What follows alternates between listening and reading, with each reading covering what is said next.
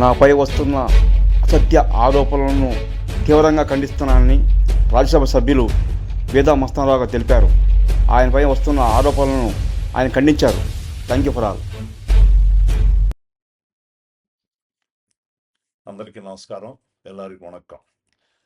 మత్స్యకారుల గ్రామాల కాపులు, పెద్ద మనుషులు, మహిళలు, యువతకి తమిళనాడు బోట్ల విడుదల విషయంలో నాపై వస్తున్న ఆరోపణలకు సోషల్ మీడియా ద్వారా జరుగుతున్న అసత్య ప్రచారాలను ఖండిస్తూ వాస్తవాలను మీకు తెలియపరచదలుచుకున్నాను.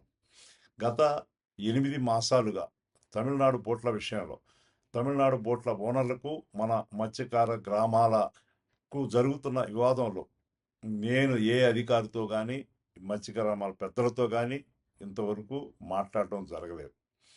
ఇతర రాష్ట్రాల బోట్ల విషయంలో శాశ్వత పరిష్కారం కోసం నెల్లూరు జిల్లా మత్స్యకారులు ఉమ్మడిగా నిర్ణయం తీసుకున్నారని, ఆంధ్రప్రదేశ్ తమిళనాడు ప్రభుత్వాలు శాశ్వత పరిష్కారం చూపాలని చెప్పి మీరు చేస్తున్న పోరాటానికి, మీ మనోభావాలకి, ప్రయోజనాలకి విరుద్ధంగా నేను ఏనాడు ప్రయత్నం చేయలేదు, చేయబోను.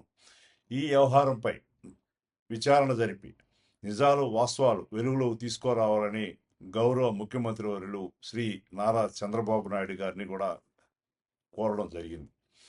రాజ్యసభ సభ్యునిగా గౌరవ ప్రధానమంత్రి శ్రీ నరేంద్ర మోడీ గారికి, అదేవిధంగా హోం శాఖ మంత్రులు శ్రీ అమిత్ షా గారికి మరియు కేంద్ర మత్స్యశాఖ మంత్రివర్యులు రాజీవ్ రంజన్ సింగ్ గారికి తెలియపరిచి ఈ విషయంలో సమగ్ర విచారణ చేపట్టి బాధ్యులపై కఠిన చర్యలు తీసుకోవాలని చెప్పి కూడా కోరబోవడం జరుగుతూ ఉంది.